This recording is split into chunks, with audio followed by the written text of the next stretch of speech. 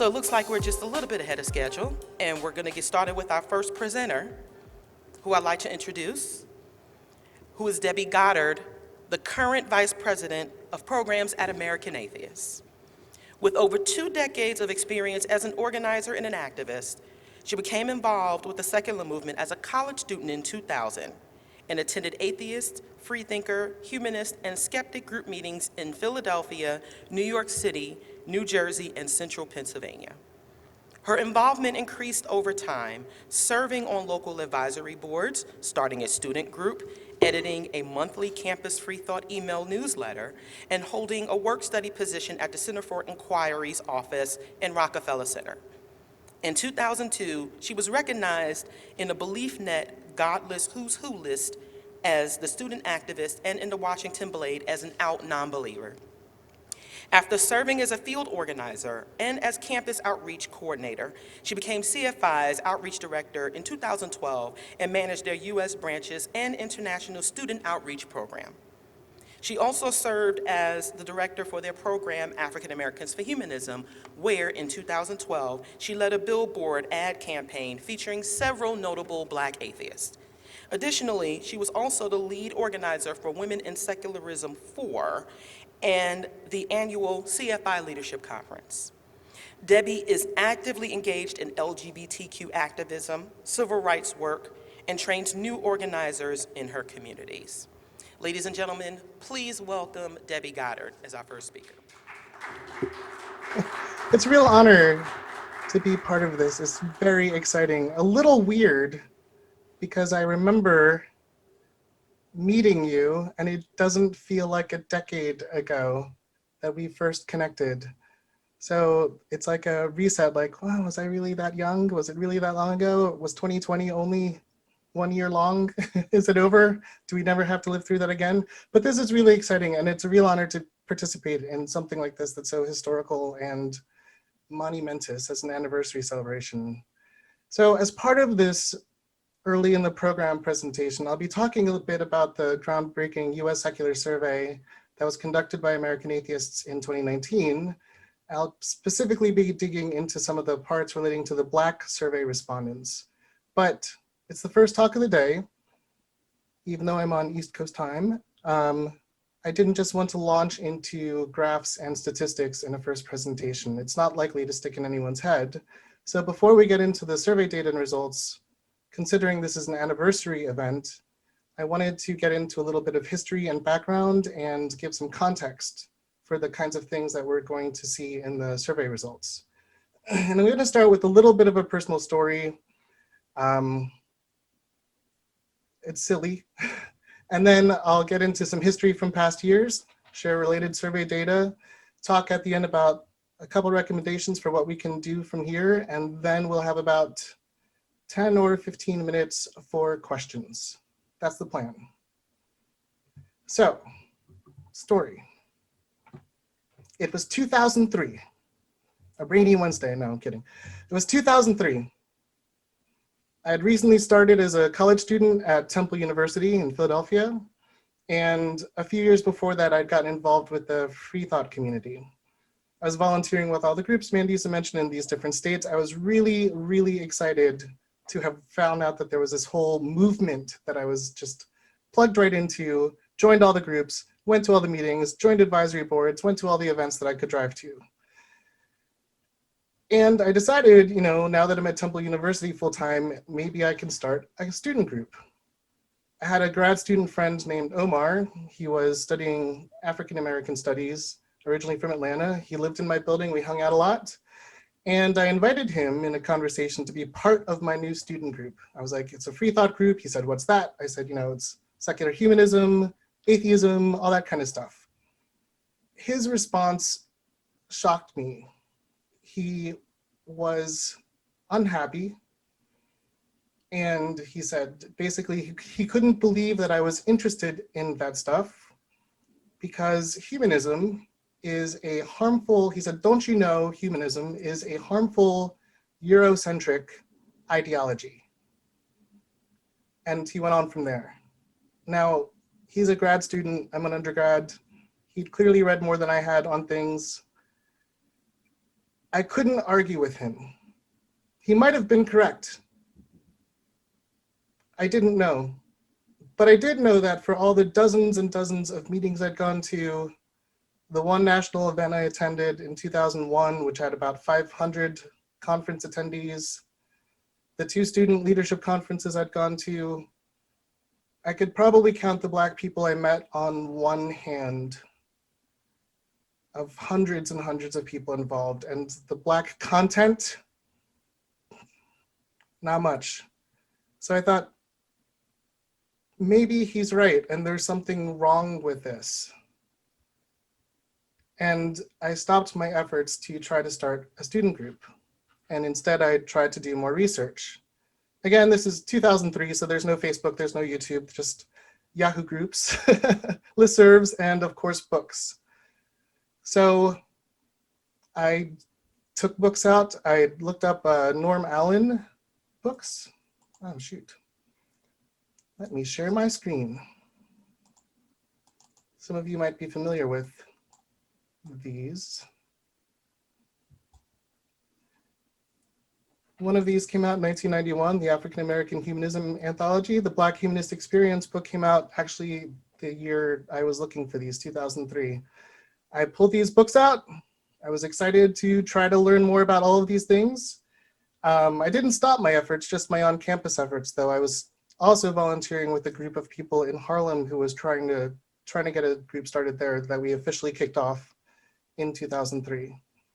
But looking into it from that lens, with someone explicitly pointing out, you know, there might be a problem with race within this community, gave me a critical eye, I think, for the rest of my perspective about how we do what we do, who it is that we attract, how we're serving our members, all these kinds of things that I wasn't really focused on before. Last time I did a Zoom presentation, with PowerPoint, I messed it up. So everything I do well is a success. So that was 2003. And clearly a lot has changed since then. I'll mention a couple other highlights of watching these changes happen as they went. 2006, you know, after volunteering for things for 6 years, I started working at the Center for Inquiry. I moved to Buffalo in the campus and community department, eventually became director of outreach. In 2010, I also became the director of African Americans for Humanism. We had a really standout event organized before I became the director by our Center for Inquiry DC executive director. Nothing like that at the time had ever happened before. And this was, again, 2010. 65 people showed up for an event in May in Washington, DC. There were 5 speakers for this one-day conference. Sakivu Hutchinson was one of them. I think that might have been the first time I met Sakivu. And people had flown in for this one-day event. What was supposed to be a local African Americans for Humanism DC chapter event. Some people flew in from across the country. This one older woman from Missouri said she'd never met another Black atheist. And when she saw this event advertised, she knew she had to be there, and she had tears in her eyes. Because people were flipping excited. Very, very excited. At that time, in 2010, I think the 4th local group that was a Black-focused secular group might have just started. CFI, sorry, my doorbell just rang. Black Skeptics Los Angeles had, I think, just started at the time. You can correct me if I'm wrong, Sakivu, later. There was the group still going in Harlem. There was a group in Washington, DC. Something was happening in Atlanta, but I think something was really falling apart, and we don't need to speak of what that was again.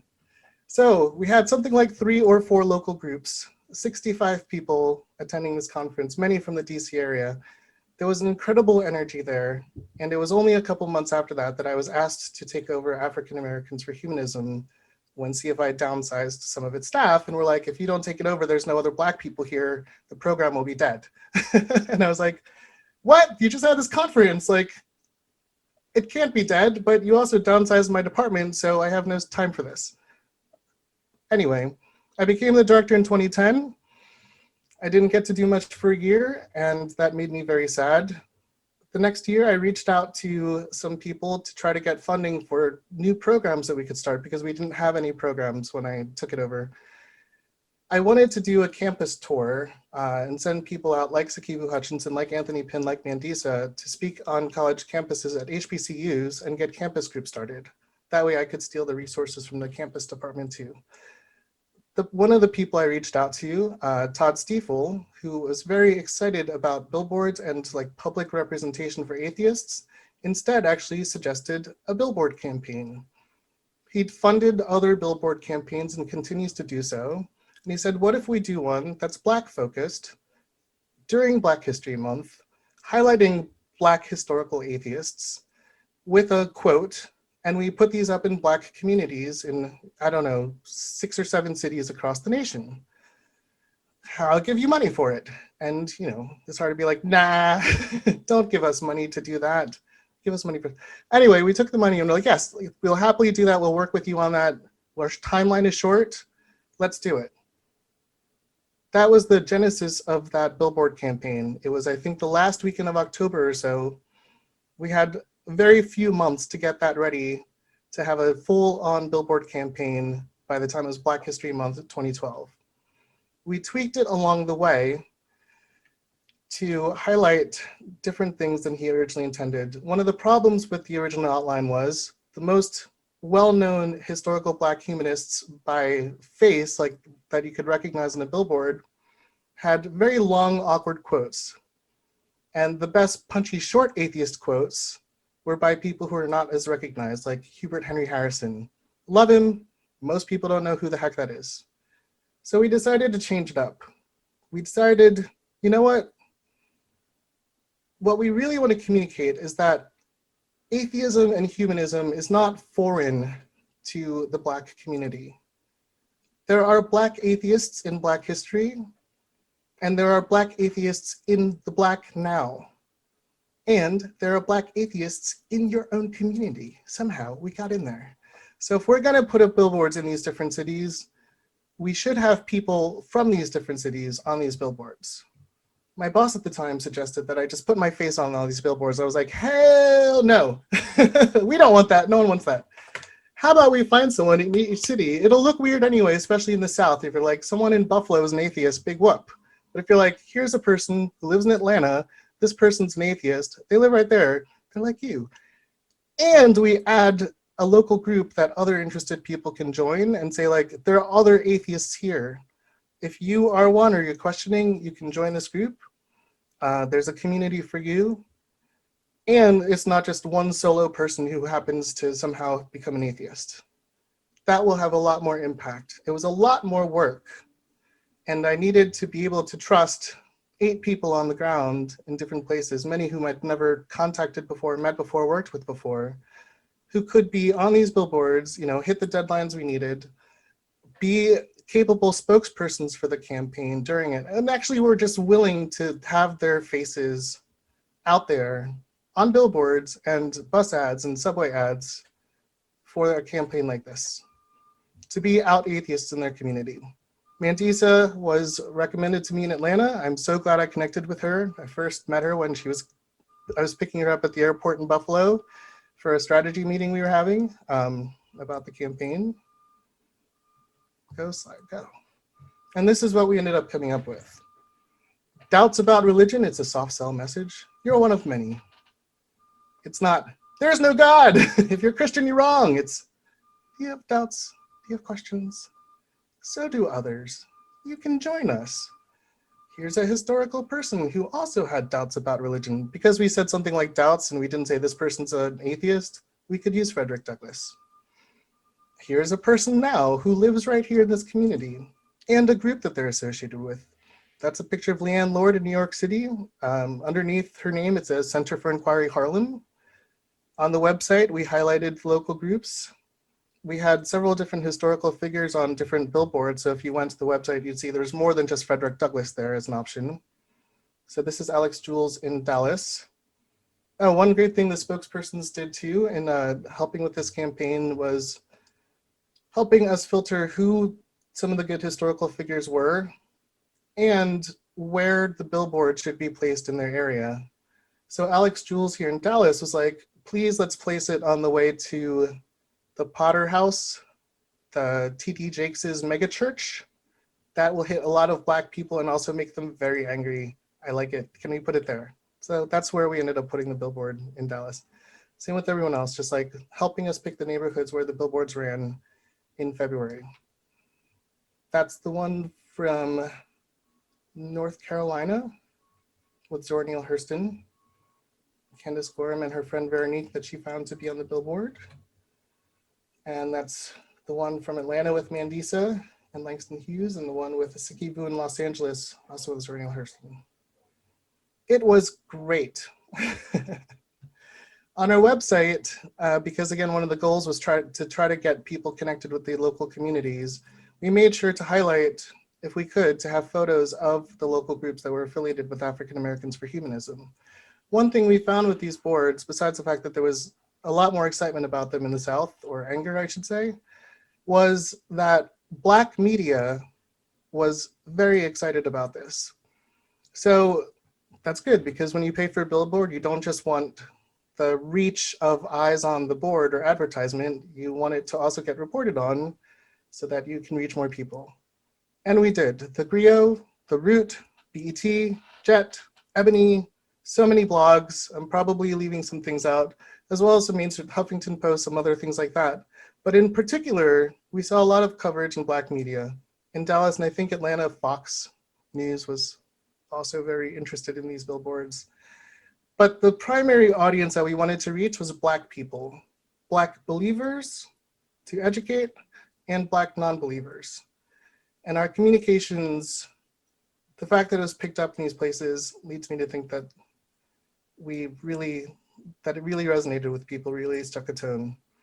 What we saw from this was people across the country who were very excited, had never met another Black atheist before, were hoping that there was a group in their area, and said, what can I do where I am? I clipped some messages at the time into a document. Here's a few.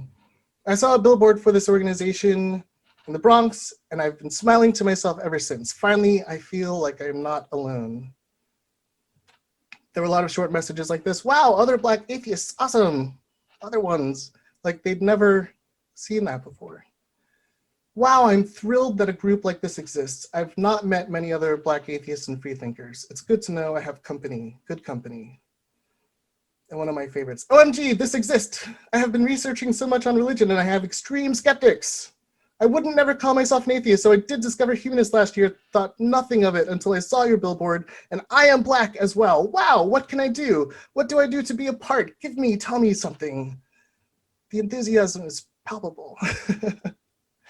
And there were so many messages like this, phone messages, I got reports back from local groups saying, wow, people are reaching out to us, they want to join, or they're very mad, some of them, or they want to interview us about why we're going to hell and are fine with it, things like that too. But the excitement, the new groups that we saw, the people who were like, I want to start something, is there something in Sacramento? Do you have any other contacts? Can I get something started in Milwaukee? Can I get something started in Minneapolis? This is amazing. I visited my sister in New York City and I saw a billboard for you. I'm going back home. I want to start something there. It's incredible. So I'm glad that we're able to help the local groups that way and help the local communities, which again was a different angle than the original billboard idea design. It ended up being a lot more local and I think much more effective as a campaign. Yes. And again, that's when I first met Mandisa. That was 2012. I'm clicking on my windows so they're in the right place. Yeah. So a lot of people shared their stories of where they were coming from, how much harder it was to be a Black atheist from their perspective, how they knew no other Black atheists, and hoping and wishing there was a community where they were. A good number of people plugged into the online communities, which is good. Those have been growing as well, and they certainly provide a service.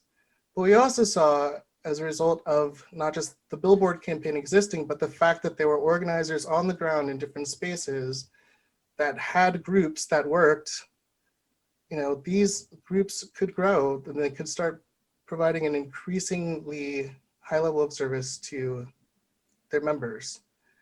And that was very awesome. I couldn't do it from my office in Buffalo. So, you know, sitting and contributing to things with this campaign and this network was like working with awesome people generally to get this kind of thing done was a great feeling. And I never had to have my face on a billboard. Like kudos and props to y'all. I was not, that was not my thing, you know? So from there, we've seen a lot more develop. And that was 9 years ago now, jeez. 9 years ago. Lots of changes since then, but let me drill into the secular survey data a little bit before I get into some of that. I just wanted to highlight the fact that like things are different now than they used to be. It's taken a lot of work by a lot of people for us to get to this point, but it's growing and it's awesome and it's really filling a need. So let's talk about the survey for a bit. A lot of us have our own stories, or we've heard stories from other people about different situations that people face. A lot of different kinds of ways that we can feel like we don't belong, or that we're told that we're not welcome in places because we're non-religious. So in 2019, American Atheists led this survey in partnership with other secular organizations.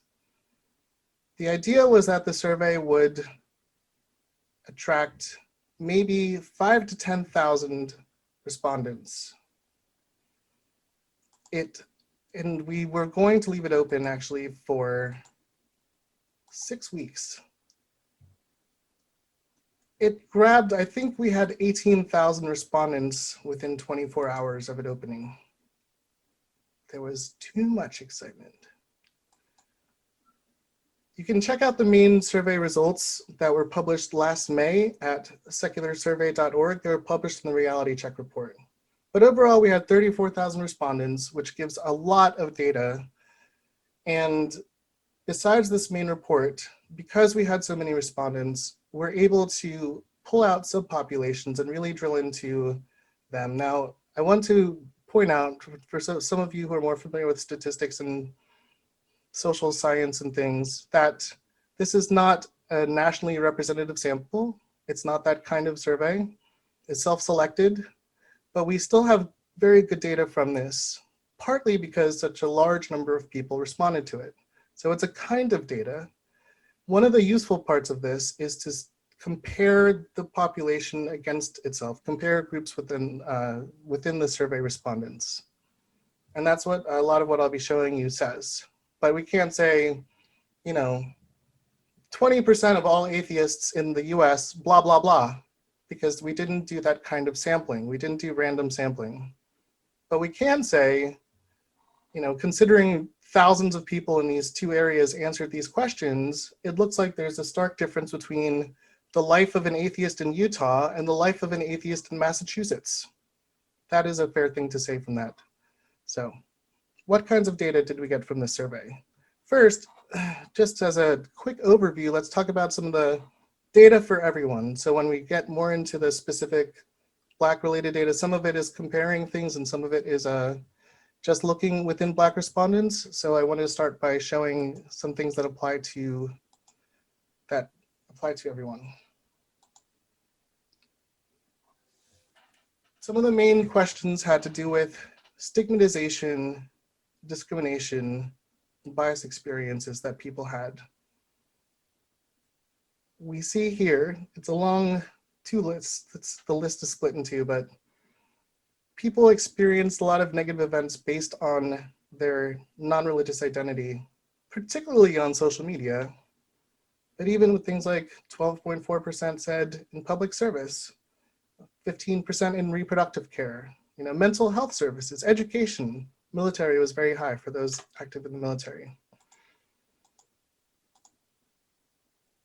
This is more data, and I'm not gonna, again, like you can go to secularsurvey.org and there's a high level overview as well as the full many pages PDF file if you want to drill into it. But again, to highlight some of the kinds of questions that were asked that we have data for, this one is about the kinds of social gatherings that people are excluded from because of their non-religious identity.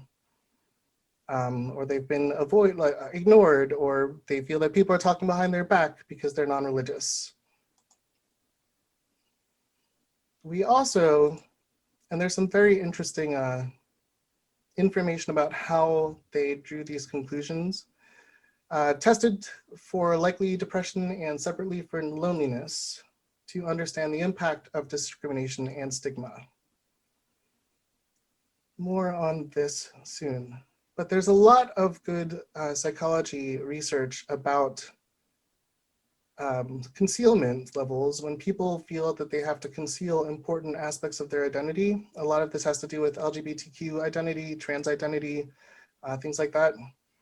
But in this case, it can also be applied to atheist identity. Any marginalized or stigmatized identity that people feel that they have to hide sometimes often correlates with worse mental health outcomes, higher levels of loneliness and higher levels of depression. We found a decent number of people who responded, have found 37% said their family was somewhat or very unsupportive, and that correlated with depression and educational attainment. And there was some more interesting information about that in the youth report, if you're curious about that. This, again, this is for all respondents, but just to show you, because it's no surprise. Where it is that people reported that their communities were very religious is the South and Utah and Idaho, basically. Where people felt like they faced the most stigma is similar.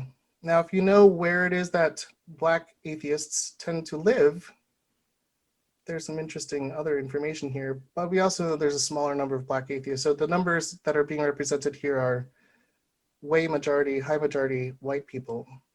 Still, we know that these are also the most religious communities that people could live in, probably. So to highlight some of the things that we were able to pull out of the subpopulation comparisons, just high level before we drill in. Black participants were half as likely as the rest to have supportive parents, so less likely to have supportive parents, 3 times more likely to have been physically assaulted in a way that was connected to their non-religious identity. We also saw another subpopulation, we pull it out separately, was ex-Muslims. There was a smaller number of ex-Muslim respondents, unfortunately, but they were more likely to have negative interactions with the police and court systems. Young people who are non-religious were more likely than the rest of the population to be physically assaulted and to be depressed, unfortunately. So let's drill in more on specifically the differences between the general survey respondents and the Black participants. First, high-level comparison, the Black participants were more likely to be younger. More likely, which a little bit surprised me, except that it correlates with younger, more likely to be LGBTQ. More likely to live in urban areas in the South than the rest of the survey respondents. No surprise there to me. More likely to have very strict religious expectations growing up. Atheist, though popular, was not as popular. Agnostic, I think, was a little more popular for Black non-religious people. And there were higher rates of stigma and concealment. So let's see what that looks like. Just for rough ideas, instead of just saying younger, what are we looking at for survey respondents? Most people kind of going around 35 to 44, but it wasn't an older group. It was definitely younger than the other group. Gender distribution too, there was a little more, a higher percentage of females in Black respondents when compared to the general survey respondents, and almost 5% identified as trans or gender nonconforming, which is interesting. Sexual orientation, very queer. Yes, very queer group. And that was true across the survey, by the way. Atheists in general, it seems, happily are indicating that they are more likely to be LGBTQ, and the LGBTQ populations in a lot of surveys when they ask about religion, I don't remember exactly the percentage now, but it's something like 48% or something like that of young LGBTQ people are also atheists and non-religious, depending on how you ask the question and how you want to measure it. But yeah, massive overlap. Interesting, not so straight. More LGBTQ though than the rest of the survey respondents. Where are people coming from? The South. Half of the respondents lived in the South. That was a lot. And again, they were more likely to say their community was more religious, but a lot of that had to do with them living in the South. One interesting disparity, and so here we're comparing with the purpley bar is the Black participants and the yellow bar is all others, is the length of time that people identified as non-religious. And we had to do like some second and third questions on this to see if how much this correlated with people's ages, but this is still something that came out. It was like fewer Black non-religious people had been atheists for a long time, for like 10 years plus, for example. More had become atheists more recently. If that makes sense. Fewer had been atheists their whole life.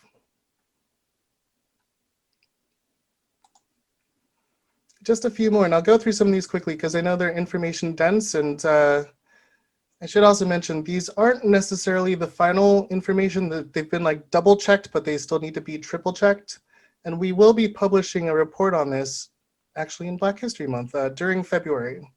So I didn't want to get super too into this because there may be some small tweaks to how it's displayed or how the percentages are represented. Of course, if they find any errors, they'll be amended. It's not likely that they will, but there's always that possibility. But I just wanted to drill over some high-level overview about some of the information that you'll find in this report and what we can learn about it and think about it for thinking about our community, our needs, and the future of our movement. So high levels of concealment of non-religious identity for different groups, particularly family in this one. Black participants were more likely to be depressed. There were some questions about whether that correlated with the higher levels of concealment, particularly with family members, and things like loneliness, which also were higher for the Black participants. More Black respondents were always conceal their non-religious identity, for example. And Black respondents were much less likely to have supportive parents. You see there are high levels of reporting of negative experiences within the last 3 years and discrimination. The purple bar for family of how many respondents said that they experienced negative events in the last 3 years, it's 62% said yes, they experienced a negative event in the last 3 years having to do with their non-religious identity from their family, for example. But there's a good number here of negative events.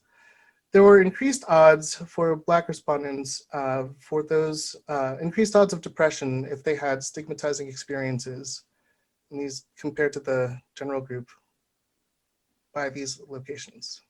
So public benefits, for example. Again, I have a few more slides, so I'm going to go through some of these quickly because I know they're information dense and we're doing an overview. Yeah, more threats, more depression, more criminal incidences, more physical assaults, unfortunately. Religious expectations of Black participants versus all other participants from their family members in particular were very strict, very high. People came from more religious backgrounds, and that correlated, of course, with depression, loneliness, and mental health issues and concealment. Level of family support, much less supportive families compared to the rest. Very interestingly, compared to the other participants, the Black participants were more likely to be members of local secular organizations. And they did some funky data stuff that is outlined, the methods are outlined in the reality check report actually, to assess the protective effect of involvement with organized secularism, with organized local groups. And they found that people who were in local groups were 33.9% less likely the non-members to be at risk for depression. When they did their depression assessment based on the way that people answered questions in the survey, about 20% of Black participants who were members of secular organizations could test as being depressed, compared to 27% who were not. That's pretty significant.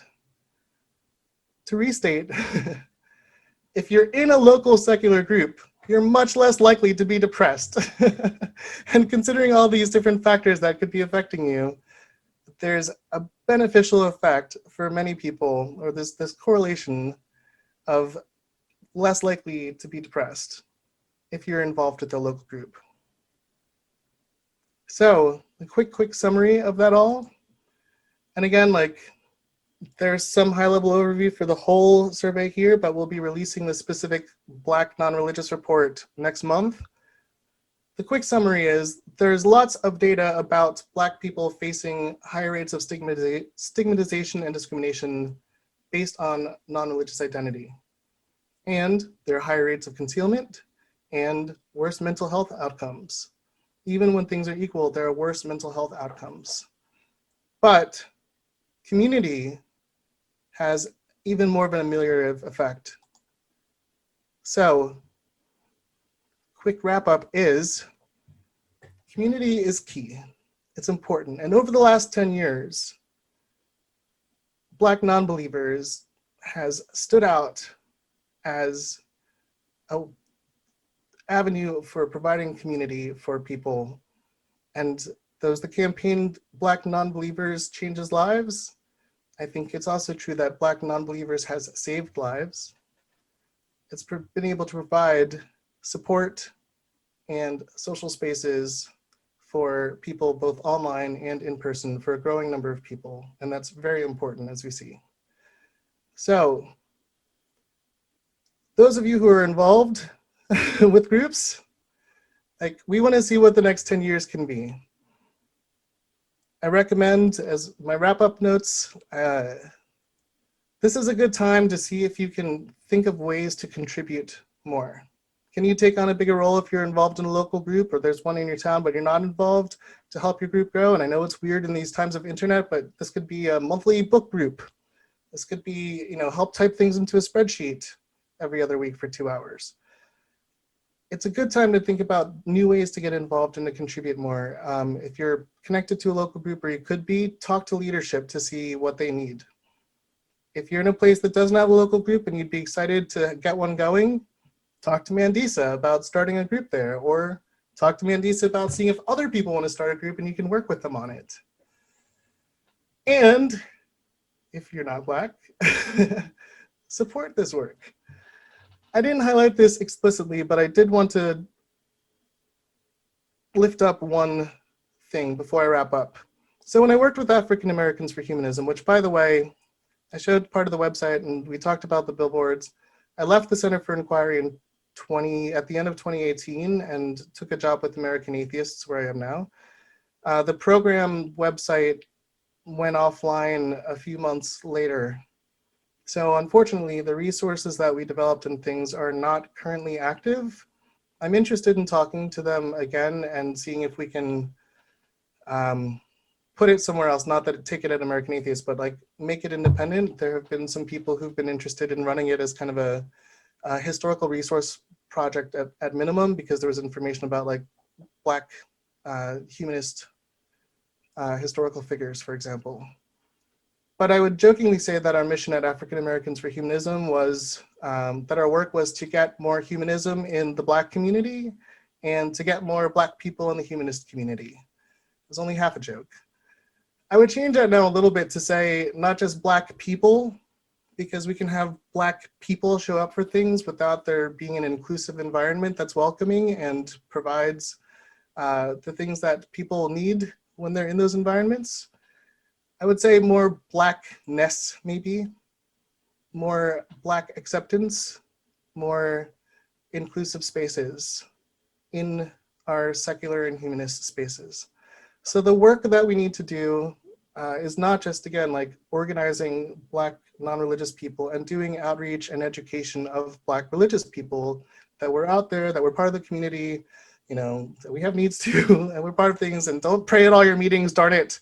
But also there's work to do within the secular community to make it a better space for us. So keep that in mind as you think about ways that you can get more involved. And if you agree that BN is doing amazing work, and who can disagree? There's value in communities in very important ways for Black non-religious people.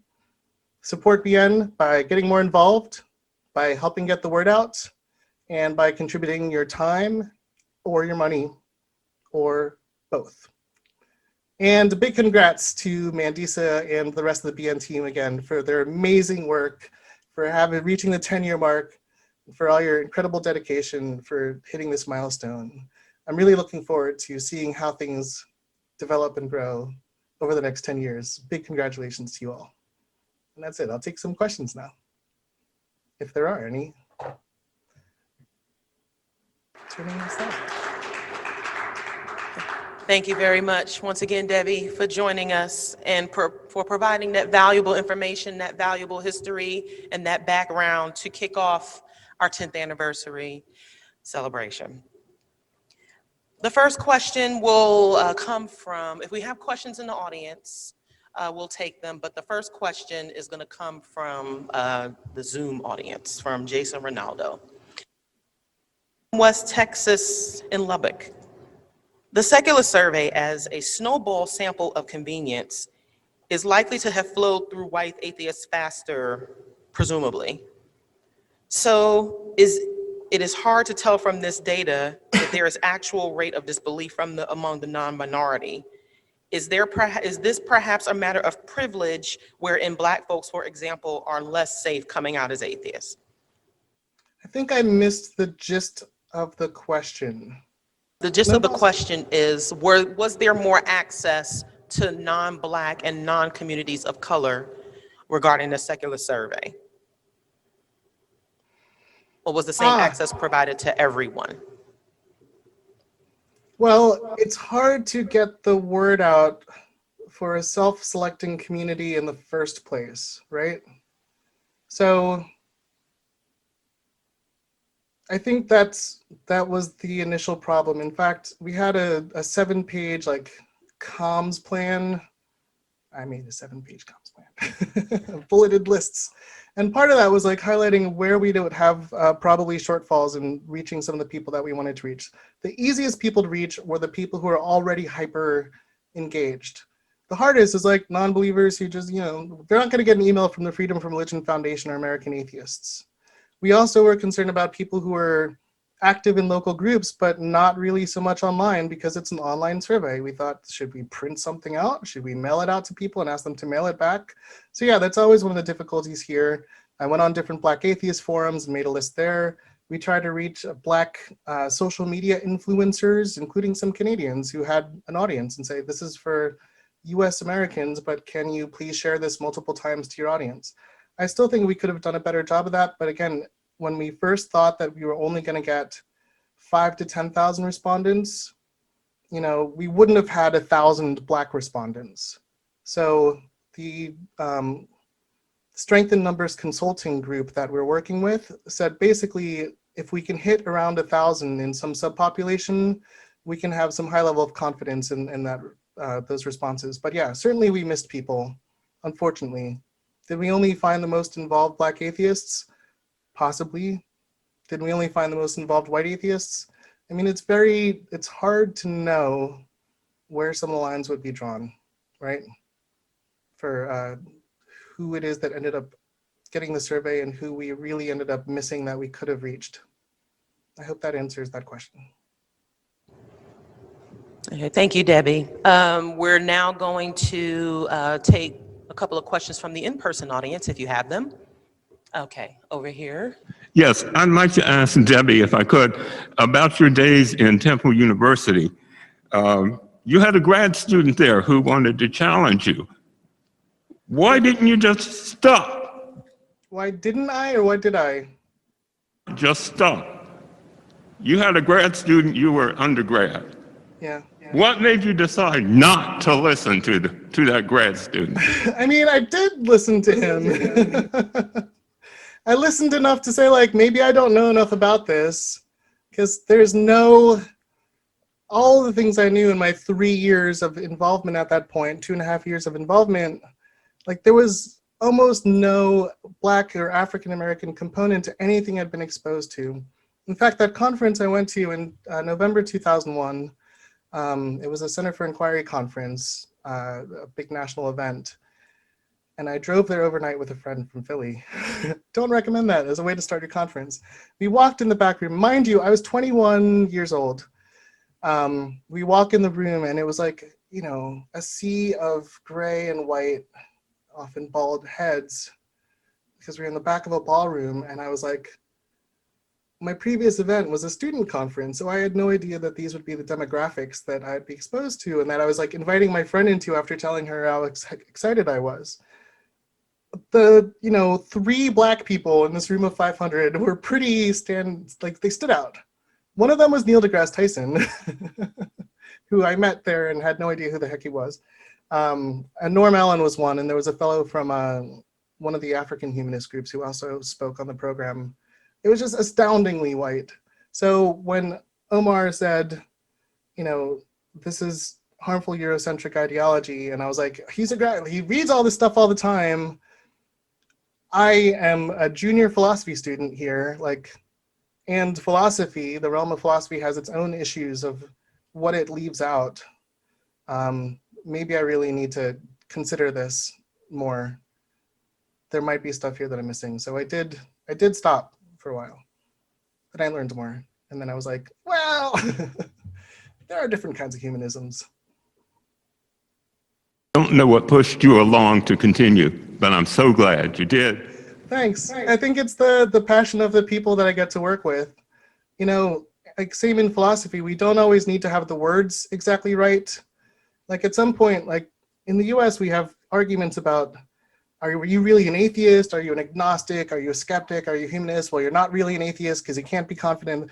But then you see, like in Africa, there are groups organized who are trying to stop witches from killing children who are accused of witchcraft or attacking them or maiming them. Is that skepticism activism? Is that atheist activism because they're like Christian syncretism witches? Is it superstition, so it's skepticism, not atheism? It doesn't effing matter. Stop the kids from getting killed. Like it's a connected base of like evidence-based reality and basing things on that. And so when I realized, like when I learned more, it was actually learning about international activism and the international movements and the history of Indian humanism and different kinds of African humanisms and whatnot. Then I was like, oh yeah, this is a word that captures these kinds of ethical ideas. It doesn't have to come out of the like Greek and Eurocentric ideas background. They're world humanisms, and that really, it still makes a difference to me to think about it that way. Thank you. Well, we have time for one more question. Thank you for the talk. Are there any plans to do another survey? And if so, how many years out would you think you'd run it again? One thing I learned, I wasn't the project coordinator on this. My colleague Allison was, and she's worked on surveys for other organizations before. I didn't learn until we went over our estimate for number of respondents that every additional respondent for the software that we used, Qualtrics, cost $1. So at some point they were like, hold on, we have 34,000 and we were gonna leave this open for like 4 more weeks. Like, how much money do we have? Do we have $100,000 extra dollars just in case, so I think there are kinds of surveys that we could do. There was a lot of back end work that went into this. We did focus groups in person at the National Convention. We did 12 different focus groups to design good survey questions. We paid to work with Strength in Numbers Consulting. We used this awesome software. It wasn't just a Google form or something like that. We're part of the paying for this is to be able to dig into the results and produce these reports and really, it's professional. It's professionally done. It can be used by researchers and scientists. So at the moment, because of the expense, there's no set time for us to do this again. If we wanted to do it again, we'd probably tweak some of how it works. What we'd like to do is have, organizations like Pew and others that are just so interested in atheists that they keep doing really good surveys on us and sharing all the data. That would be great. But there's no solid plan at the moment. There's a kind of like, let's see how things go, and maybe in some years when we're flush with cash, we'll consider doing this again. Thank you very much once again, Debbie. Thank Debbie you Goddard so from much. American Atheists. Yeah, and congrats again. Big ups, y'all.